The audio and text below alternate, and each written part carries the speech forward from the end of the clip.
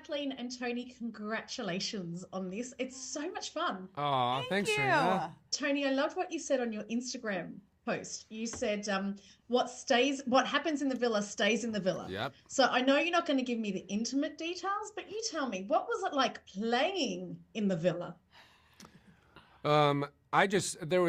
Well, first of all, the writing that Kathleen brought to the table brought a lot of surprises, and that's always the most fun with comedy, is you never know what's going to happen.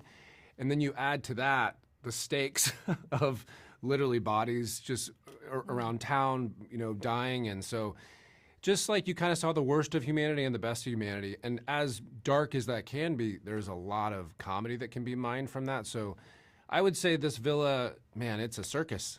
It's a full circus. Yeah. It really is. And Kathleen, what shocked me is I read that you said, when I read the Decameron, I realised its stories are not really fit for television. Yet here you are with a Netflix series. How does that happen? Oops. Well, I think my first goal was to make people think I was smart. So that was the first trick. Stop that. I'm not going to let you say that. You are smart. Yes, very. No, I mean, it's a jumping off point. Basically the sort of like elevator pitch of the book to me was funny because it's like a bunch of wealthy people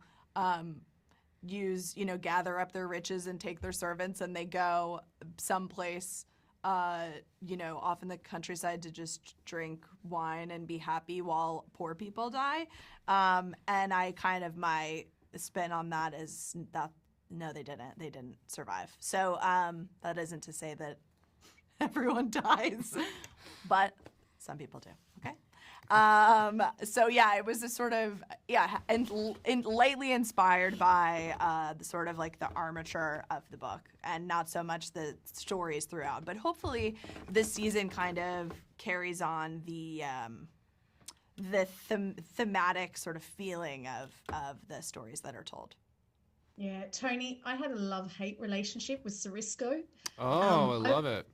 Yeah, I want to know if you could take any characteristic of his into your own life, which would you take?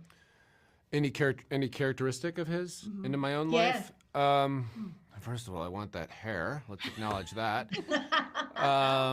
But I think it's I mean, I hope that I do. I hope I do this.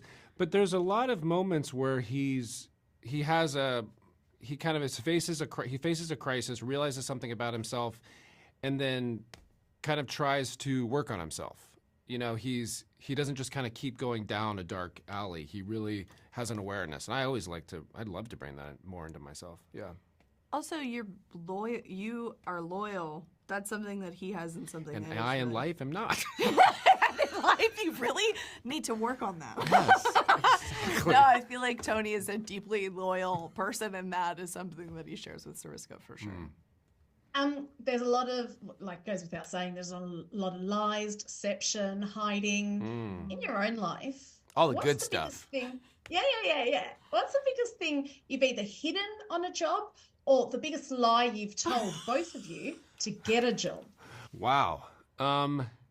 I think I tried to hide my past, but it kind of comes out in the character.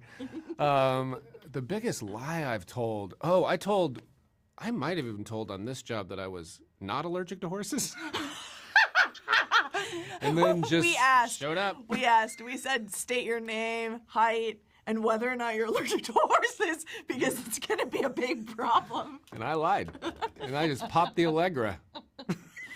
Yeah, there's a lot of horses. And I got the gig. Yeah, he got it. Well, I'm glad you lied, because you were fabulous in this gig. And Kathleen, I'm hoping to see more. Thank you so much. Oh, that's so sweet. Thank you. Thanks, Serena.